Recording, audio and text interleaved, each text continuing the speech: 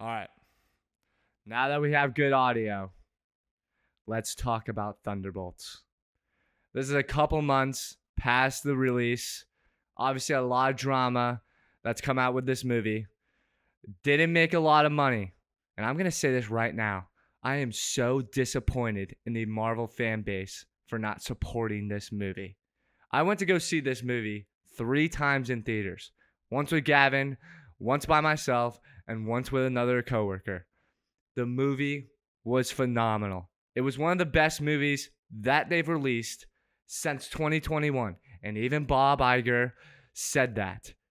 The quality of this movie, the character development, everything about it was great. I wanted to give my general opinion and just say I'm disappointed in the Marvel fan base because we all know about the marketing, how much they spent on the marketing, how much they spent on the movie overall.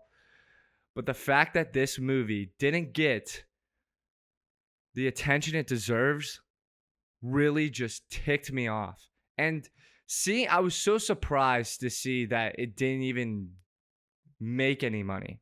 The fact that it lost $100 million or even maybe a little bit less than that, I think is so disappointing from the Marvel fan base because we've been preaching all this time. Oh yeah, you got to make good content. You got to make it better. You got to care about the story. Give us character development, everything about that.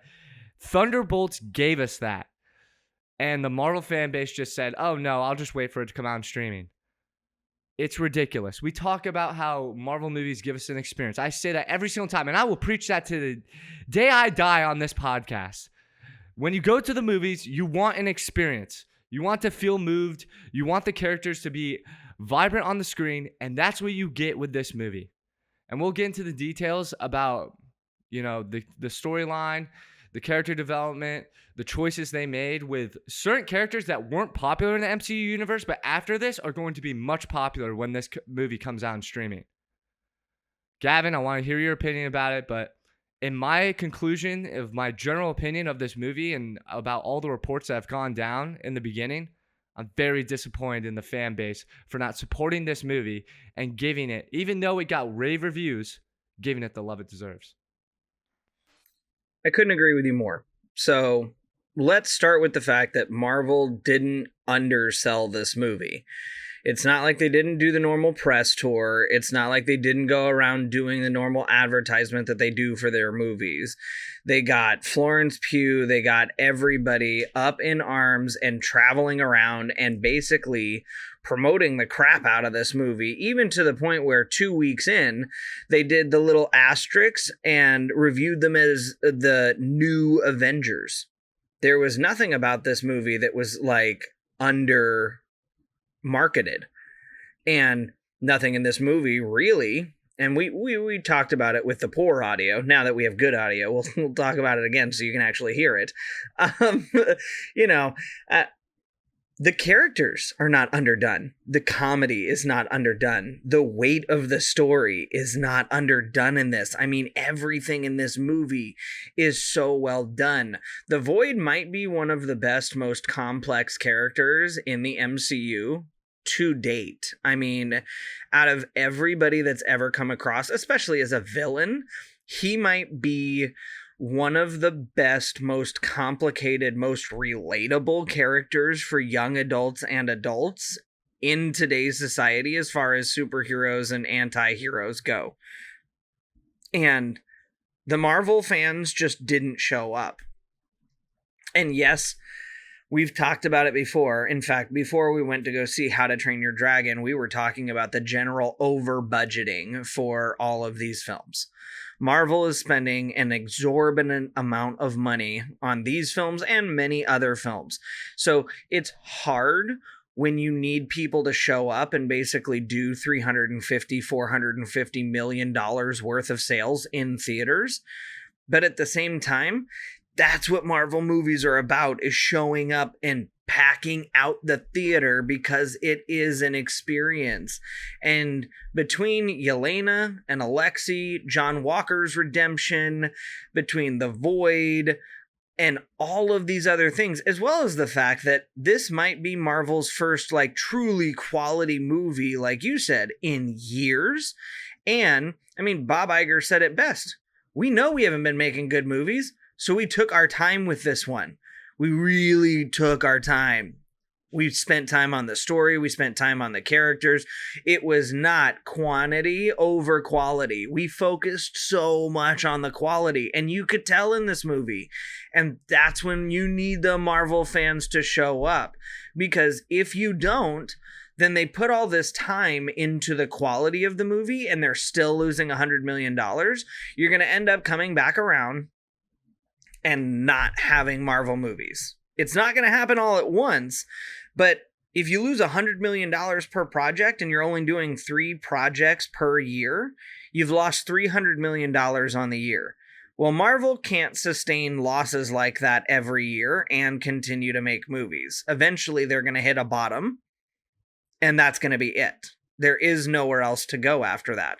So the movie was fantastic. By far, it's maybe the second or first best movie we've seen all summer.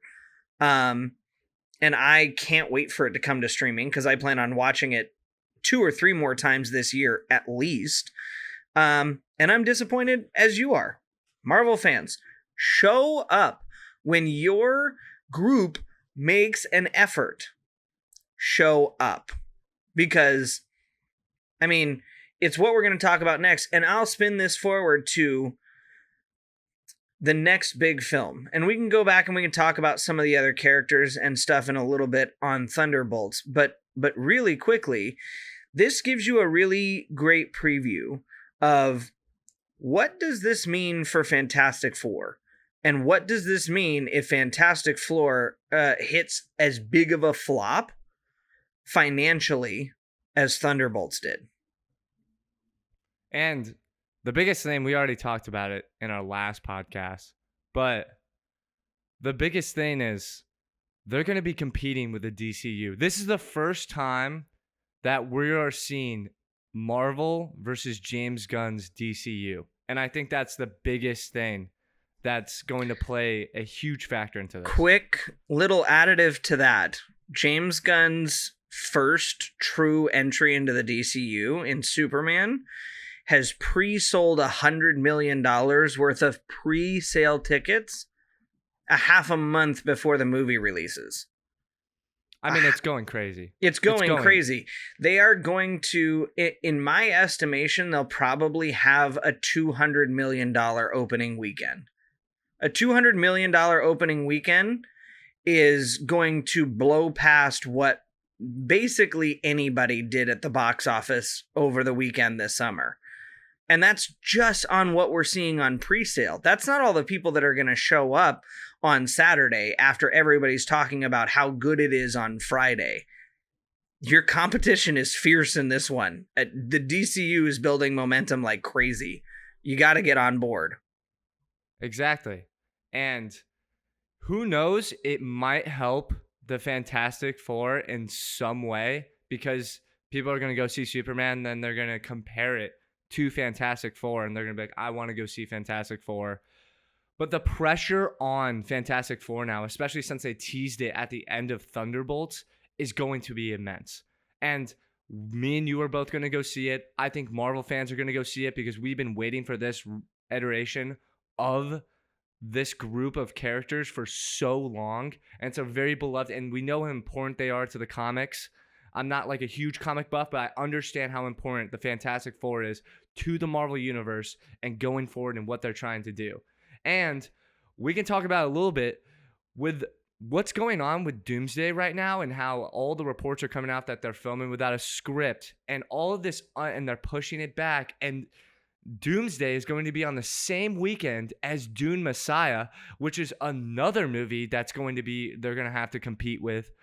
Marvel is going to have a very important stretch here that's going to define their legacy for a while because they're paying so much money. Think about this, like, not only are they paying a ton of money on their projects, but they're paying so much money to their actors as well. I mean, they paid the most money to a single actor to come back for a movie franchise to Robert Downey Jr. to play a completely different role. And who knows? I mean, everyone's excited about it. But at the end of the day, are you going to be able to convince everyone okay, that was a good role. That was a good idea to bring Robert Downey Jr. back because people already don't like the concept. I mean, I think people are split probably like 60-40 on whether it's going to be a good idea. I'm super excited about the film. I'm super excited for Spider-Man Brand New Day. But I'm really disappointed also with like the pushbacks. And think about this too. I just saw on the screen Blade. Blade was supposed to come out right around this time. I mean, I think the original Blade release is supposed date was, to been a movie that's coming out every year for like the last 3 years. I mean, Blade's been in the works for half a decade, and we still haven't gotten anything. It's ridiculous. And the thing I think that Marvel fans that made them not trust Thunderbolts, not trust Captain America Brand New World, I just think it's the inconsistency, and it's all the reports of like the difficulties of making these projects and how much they struggled with, and the fact that Captain America Brand New World was. I watched the movie. It was not even close to Thunderbolts. It wasn't even on like character development, storyline, interests, and the villains. It wasn't even close to anything that they produced for Thunderbolts. Which is a great segue for a little pause. Let's go back to Thunderbolts for a second, because this is where I'm excited about Fantastic Four. And I want to relate it back and forth in between that and Fantastic Four. The family dynamic, the relationship dynamic, people that are in the Thunderbolts really kind of messed up. They're all dealing with something. The Void is dealing with drugs and a personal past and gambling and other things. Yelena is dealing with the fact that she was a part of the Red Room, that she had to kill people from a very young age. Yuri is, dealing with the fact that, Alexei is dealing with the fact that he is basically a bad father. One of his daughters is already dead, and one of his other daughters basically appears to be lost. And then you've got John Walker, who was a bad husband, a bad father. Taskmaster, who was in the film for way too short, but had her own dealings in Black Widow. Like, everybody had a little bit and piece in that story that really brought a huge chunk of their own personality to it. From the trailer we've gotten for Fantastic Four, you can already see they've set these people up as a family.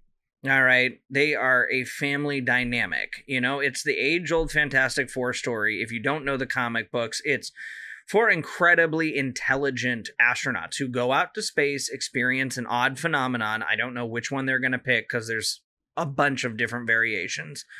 But you come back with Flame On, a rock stud, super stretchy, and Mrs. Fantastic. Okay? But not every version of the story has them as a family. Some of them have them as dysfunctional. Some of them have them as like the group that sort of cares, but not really. And some of them, like it appears to be what we're getting in this story, has them this really tight-knit group of family. And by the way, in case you haven't seen the trailer, Mrs. Fantastic is pregnant. She's going to have a baby. The Fantastic Four family is already growing. These are the things that made Thunderbolts so great. Was the stories, the relationships, everything that drew everybody together. And that arc of seeing who they were, how they faced adversity, how they overcame it, how they were able to grow as people, as characters, not just as heroes. And that looks like what we're set up for in Fantastic Four. And I know that not everybody loves that because that's not, superheroes should blow stuff up, and I don't care. All right. We're all about character development and telling real stories, okay? So, like, shut up, A. B, this is exactly the way you need to be telling this Fantastic Four story, because the other thing that nobody seemed to have taken a huge notice yet is that this story is happening in the 80s. We are now in the 2020s, 40 years later, which means that this story has the potential to do a time jump, which Marvel fans have not been a huge fan of.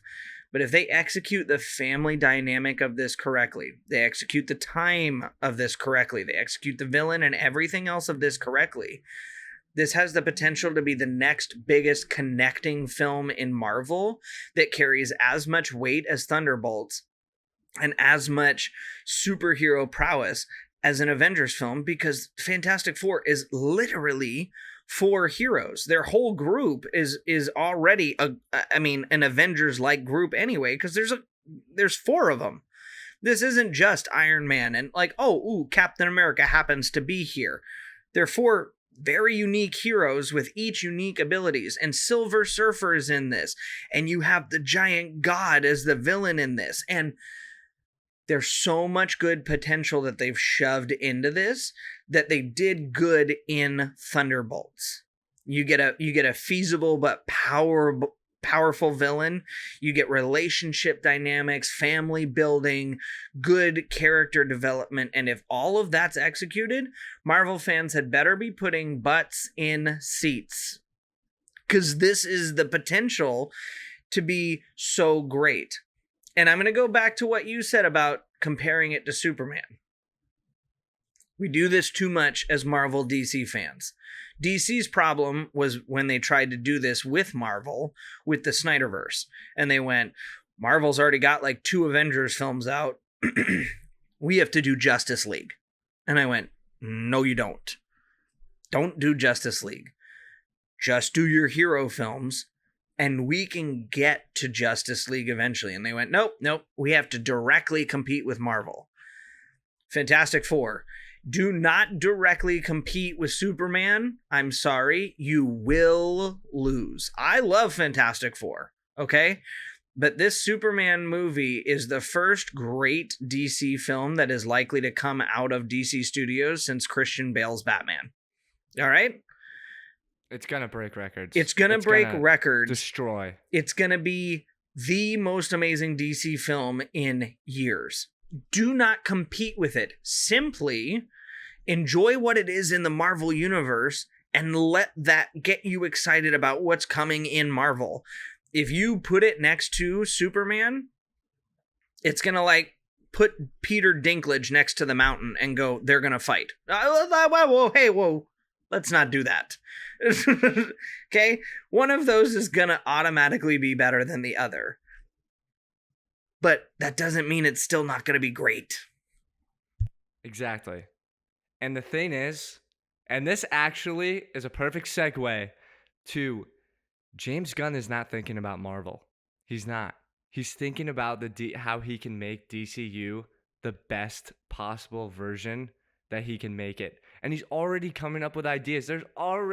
He's coming out in interviews saying so much quotes being like, I'm coming out with an idea, but I know another studio would steal it. So I didn't put it publicly or anything. It's all in the secrets and it's all in the works. Right. He's got projects that I know he's already got directors and actors and everything lined up for that he just hasn't announced yet for that purpose.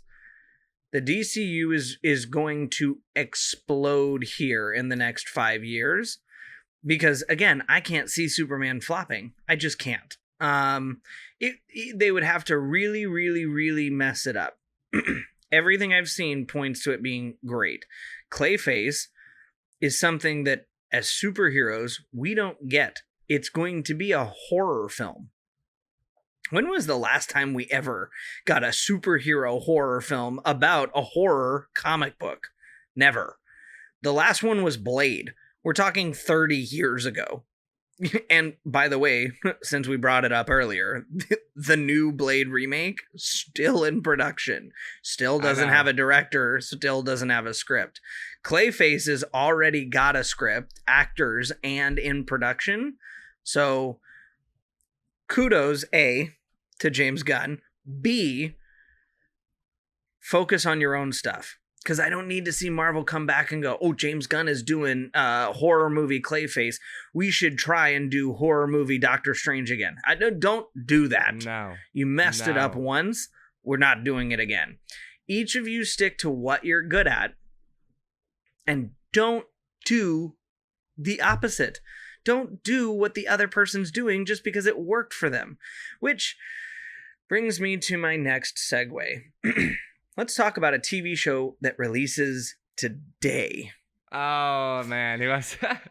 And I'm going to give you the floor first, because when I start talking about this TV show, I'm going to go on for a minute because I've got too many opinions and they're all strong opinions about this. Let's hear what your thoughts are surrounding the new Braveheart TV show.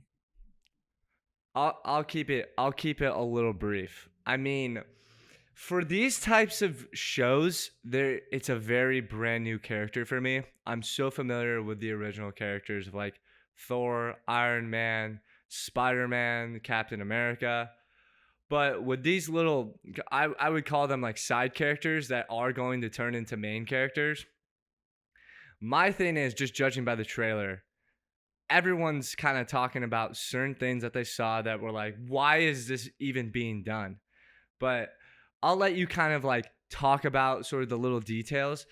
I'm not really too excited for any more Marvel TV shows. The last Marvel TV show I was excited for was Loki, and I think that is a masterpiece. I thought, to be honest, that set the multiverse in motion, in my opinion, for the Marvel universe. I thought they did such a great job with the multiverse aspect. I thought Loki is such a great character. Tom Hiddleston's one of my favorite actors. It killed. It's when you make a Marvel TV show matter in the greater scheme of things, that's when I'm bought in.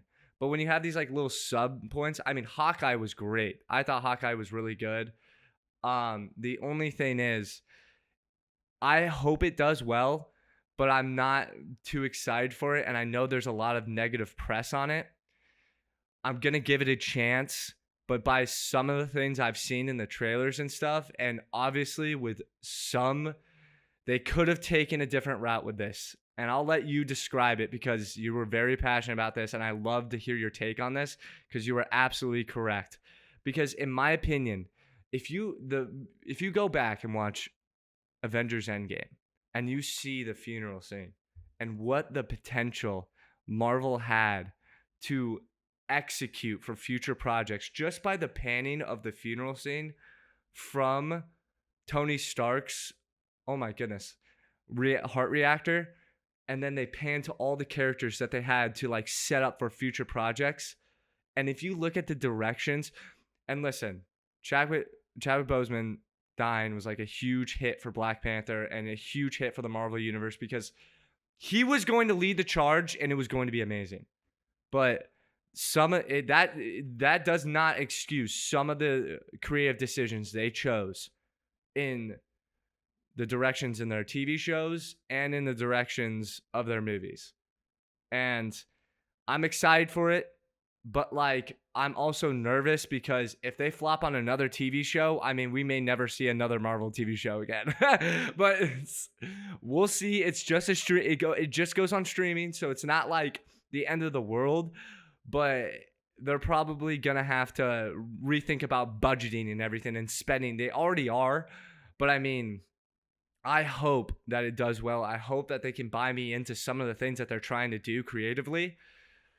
But man, it honestly, kind of the direction they took with Ironheart, it's kind of questionable to say the least. And I'll watch it after we watch, some of the movies that we're going to watch in the future. But man, this is going to be, if they don't get this one right, I don't know where they're going to go with like some of the certain projects that they're going to go in the future.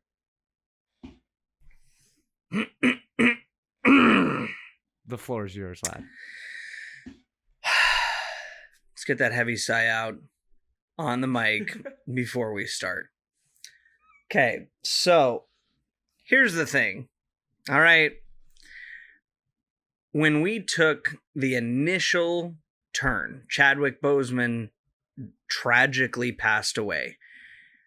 I was devastated because not only was he one of the best actors in the MCU, he was also one of the best guys in the MCU as a person.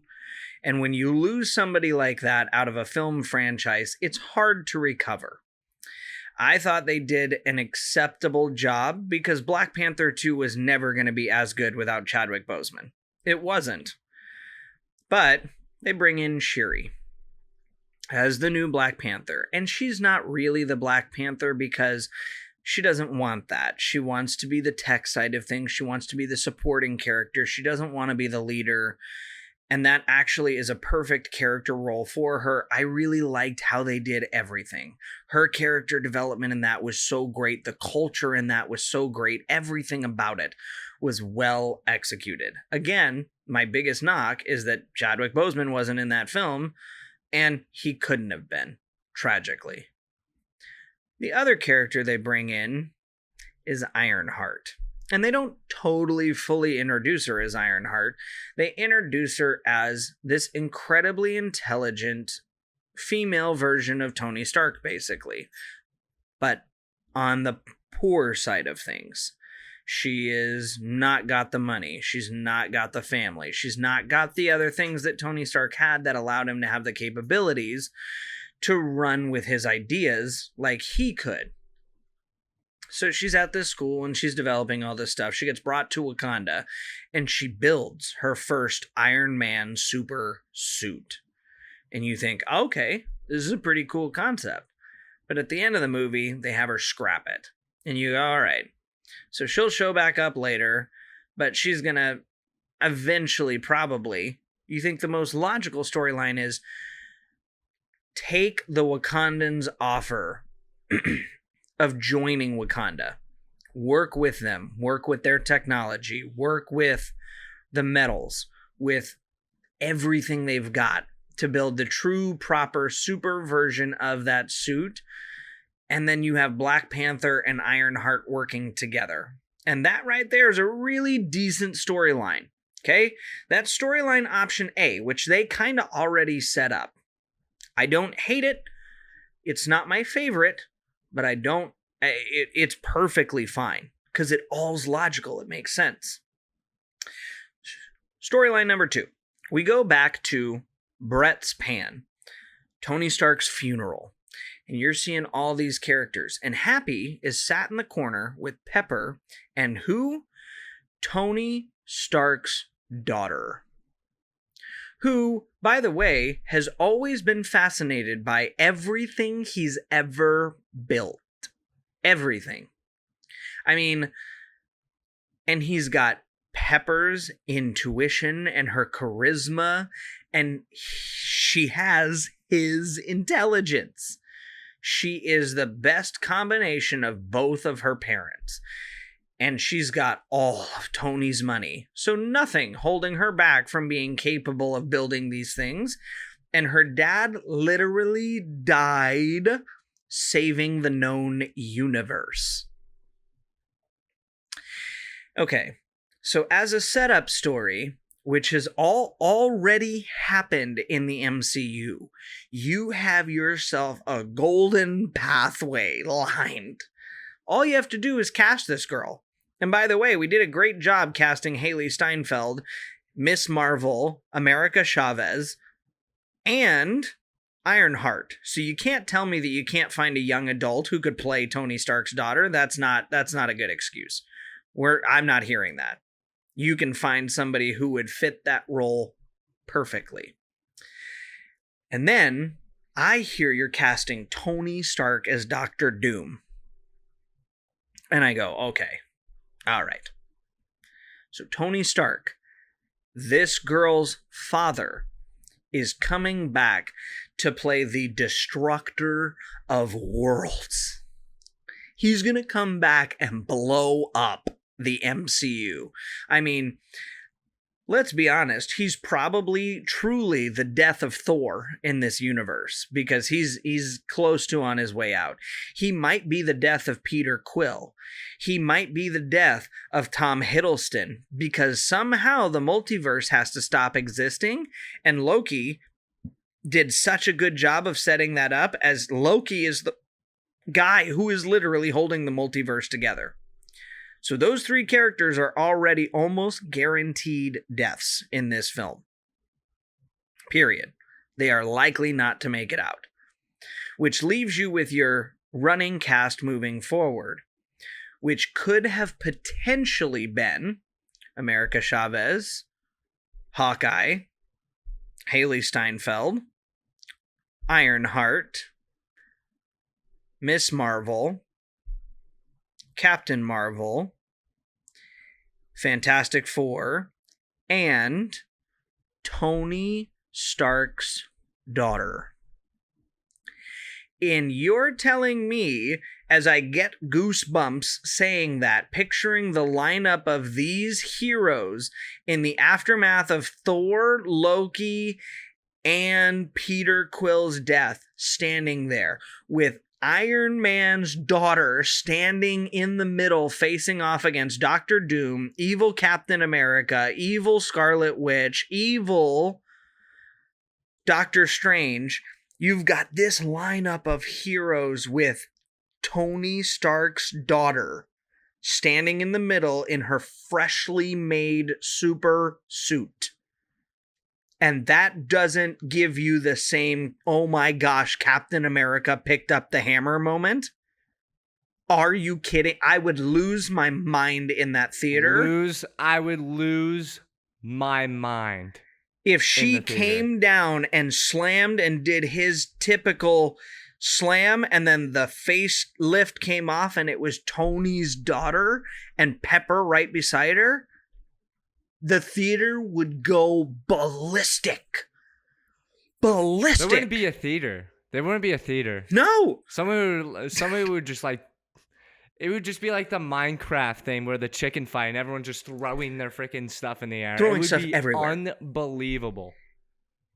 And by the way, nobody even knows where his daughter is right now. She has not been mentioned once. Embarrassing. So, embarrassing, to be honest. That, in short, is the biggest complaint I have with Ironheart. Is not that, I don't love the story, but that's the potential story I saw as soon as you cast Robert Downey Jr. It has nothing to do with the fact that this character couldn't turn out to be good things, but that story and the connectivity and the family connections and everything and the weight of, that's my father, who's dead, who I didn't get to know most of my childhood, who saved the known universe. The alternate universe, evil version of him is now standing across from me and I have to fight him to save the known universe. You can't write it better than that. It's literally the greatest Marvel battle they could easily write. And the fact that we're sitting in our worn down apartments talking about it and they're not is insane to me. It gets me so angry. It's easily the easiest storyline that anybody's ever missed. I mean, it would kind of be like if they made another Deadpool movie and they were like, cast Hugh Jackman as Wolverine? No, I don't think so. Those two don't go well together. What do you mean? What do you mean? They go together like butter on toast. They're meant to go together. This is the storyline. It's not a storyline. It is the storyline to pick. And it's not happening. And then I've got a few side complaints. She already has a semi-treaty with the Wakandans. She already built a suit with the Wakandans. The trailer has her turning to a warlock and a crime. Robbing banks. Potentially killing people. And it's been rumored that she's going to have magic powers as well. These are hats on hats on hats on hats on hats to try and cover up the fact that we chose the less good storyline and none of the hats are good. Okay? Send her back to Wakanda. Have her build up that relationship. There's enough going on in the MCU with the discovery of vibranium that she can still have a hill to climb, still have controversy to overcome. You don't need to make her a criminal. That's ridiculous. Second of all, she's in an Iron Man suit. She doesn't need magic powers, okay? That's too many hats on one hero. If she's got magic powers, what does she need the suit for? If she doesn't have magic powers, give her the suit. But she doesn't need both. And then third of all, having the Wakandans show up as like the people who come to save her in the end instead of as the first choice is like, okay, but now it feels like we're just going back to the story that we should have been at the very first episode of the season. Is, hey, Wakanda, you literally helped me do this in a movie not a year and a half in MCU time ago. Why are we not starting there and building up towards the bigger threat that's down the line, which is whatever we're fighting in Secret Wars or Doctor Doom? I mean, come on.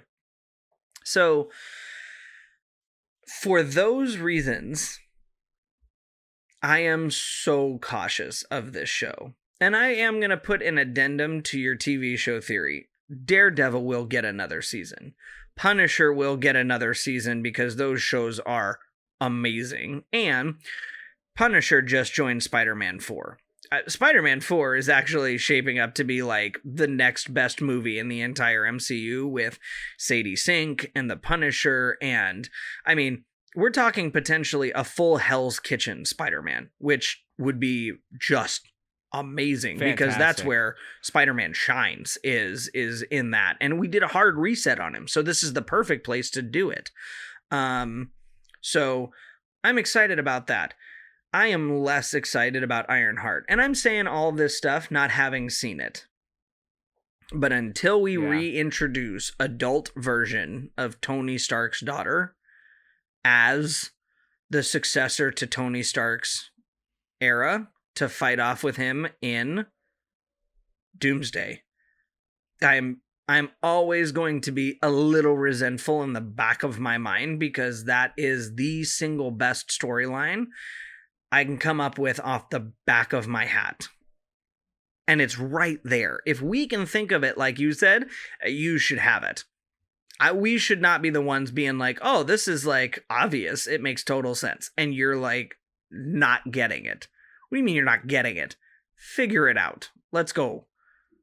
And could you imagine Tom Holland's Spider-Man and Tony Stark's daughter working together? I didn't even think about that. It's box office. Didn't even think about that. It's a definition of box office. And the fact that it's not happened, it hasn't even been talked about. Nobody's even talking about it. I'm going to throw an extra family in there. What about Hawkeye's kids? If you have Tom Holland, Tony Stark's daughter, and Hawkeye's kids all making up the Young Avengers with Haley Steinfeld and America Chavez and Miss Marvel, dude, what a group. What a group that would be. You know how funny that movie alone would be? Fantastic Four. Oh my gosh, Mr. Fantastic's son or daughter. That's the Young Avengers like right there. Oh my that would be, it's unbelievable, dude. I'm twice as mad now. I'm twice as mad now. That's infuriating. One more comment from me. One more idea just pushed you over the edge. It's like that's the thing.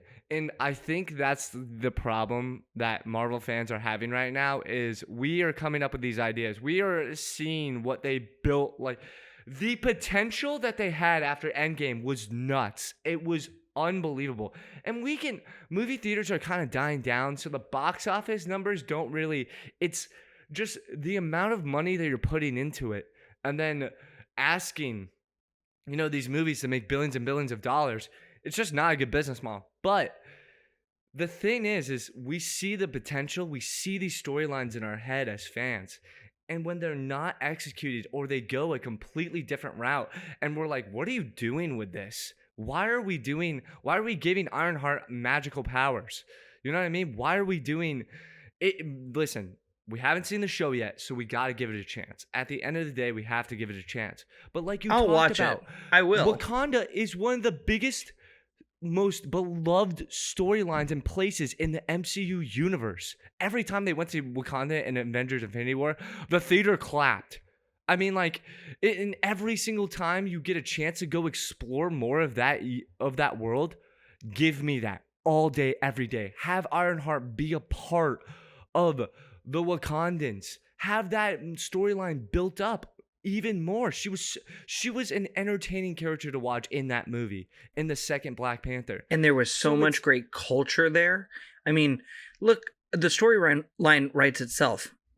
She's a girl without a family, without a history, without culture, without a place to root herself in.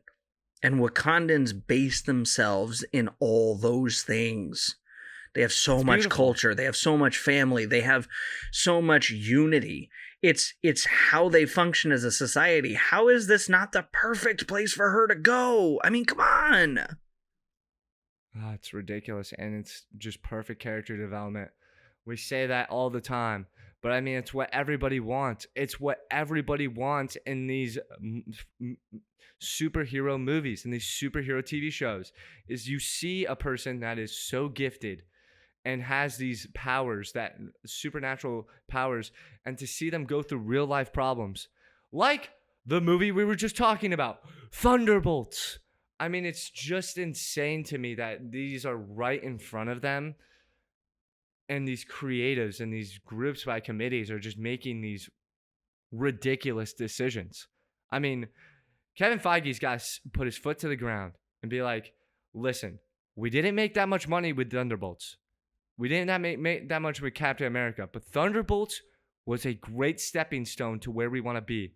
And if we see Fantastic Four, we build on two good projects, and then you go forward. The thing is, if you're having like those two good projects, but then you're having like Ironheart be all over the place and not able to develop such an important character. I don't think people understand how important the character is.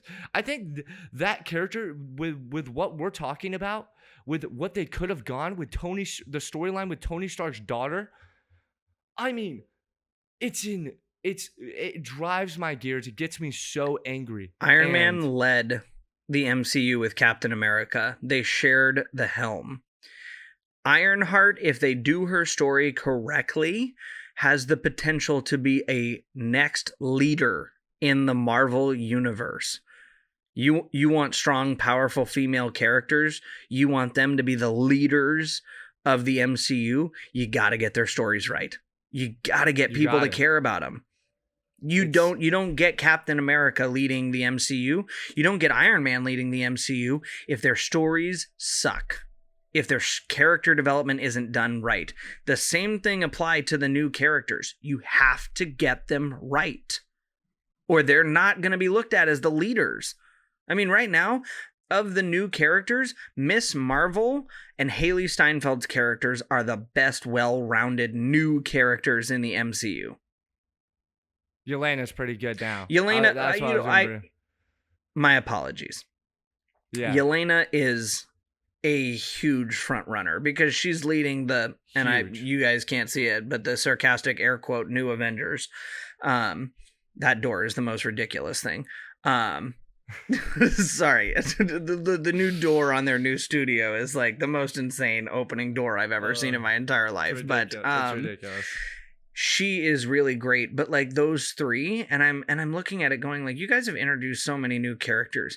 We've got to start getting these stories correct, because I mean, Ironheart, the way you have her, she could literally be one of the next leaders. And yes, she's young, but you're setting up young Avengers. That's all you're doing by casting all of these young actors and actresses. I mean, that's it. It's young Avengers. And with everybody's kids and all this other stuff, like it's on a silver platter for you. Just get their stories right and let Ironheart lead. She could do it, but you have to get it right. You can't mess around with it and hope that you can recover it later. Do it right the first time. Make her amazing like she should be. And get us excited about it. Make us want to go see an Ironheart movie in theaters.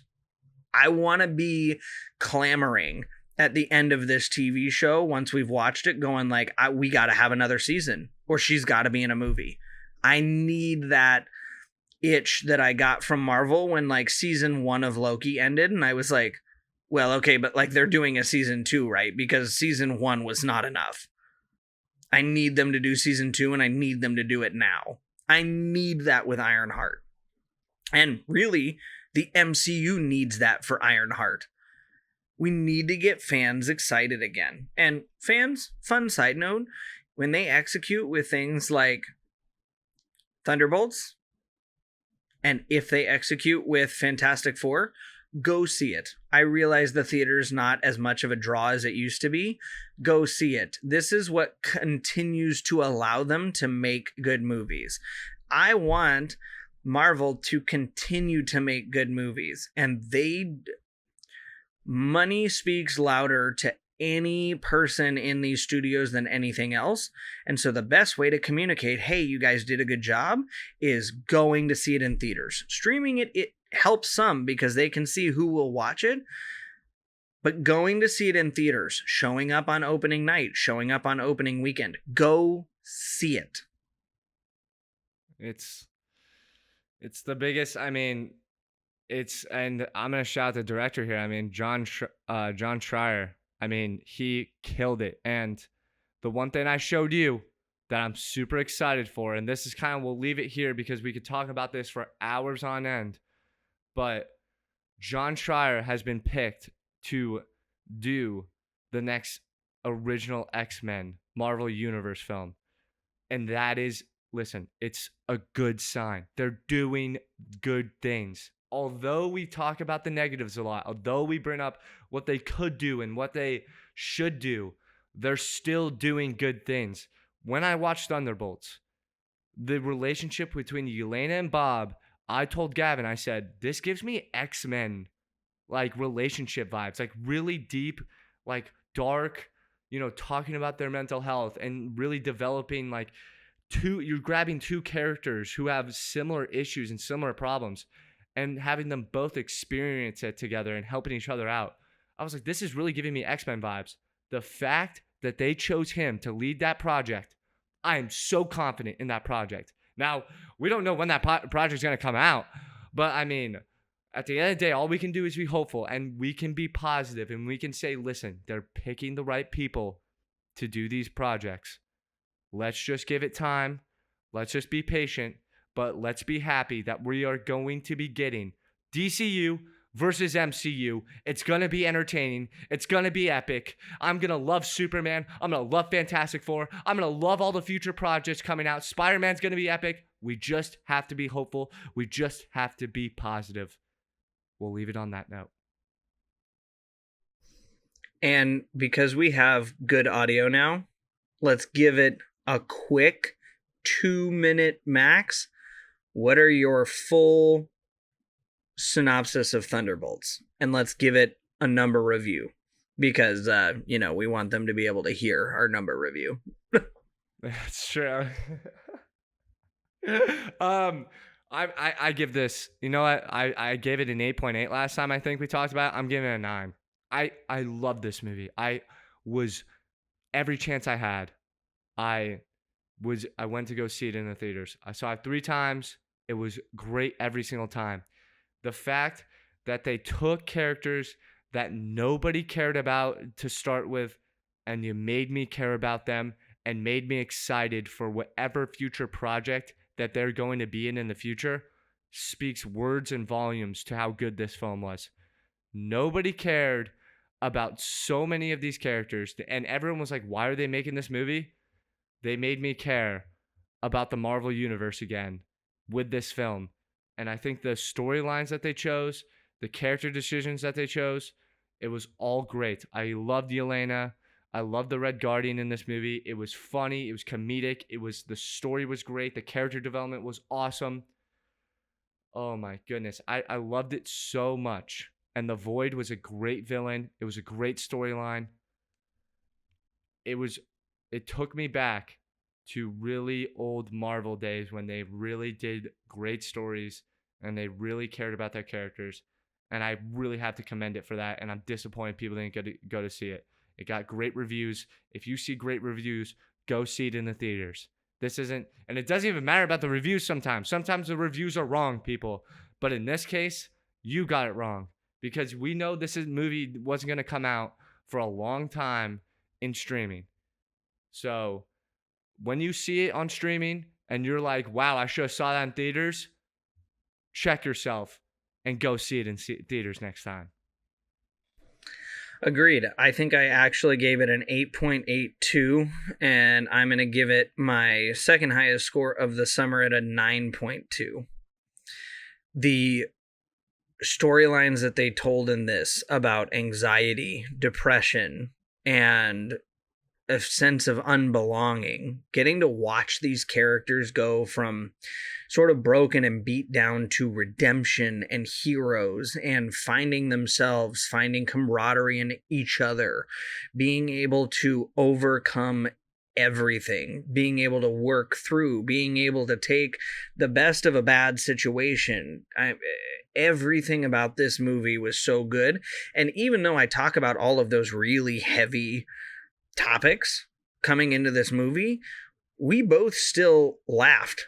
I think a third of the movie. Their comedic timing was great. Their characters were really funny. The relationship between Yelena and Alexei was the highlight of the movie. I mean, Alexei's just this big bumbling moron, but Yelena's lost and he is still her father. And David Harborough and Florence Pugh absolutely kill their roles. Lewis Pullman does an amazing job as Sentry, and everybody else does a fantastic job playing their roles in this movie. They all come together. Nobody gets left behind. And it's one of my favorite Marvel movies to come out in the last 5-6 years. And I hope they continue to make projects like this. Keep going to see them in theaters. Please go see Fantastic Four. We're obviously going to be doing a review for it, and we'll be doing a review for Superman. MCU, DCU is back. MCU, it's time to step up. DCU, oh my gosh, I'm so excited for you. Can't wait. James Gunn, you just got me tickled pink. So happy. Couldn't be happier. Brett is going to have to absolutely calm me down as I'm jumping up and down going into the theater for Superman. I am so happy. Keep up the good work. Everybody needs to go see stuff in theaters because I tell you what, if they close down theaters, most of this for us is just sitting at home and talking about movies, which I suppose we could still do, but the movie theater experience is so unique and it's there for a reason. Go use it. Stop being lazy. Get off your butts and go to the theater. Yeah. I'm going to say it right now. Do it. And, we'll catch you at the next one. And soon enough, 2 weeks from now, we'll catch you for Superman. Vamos.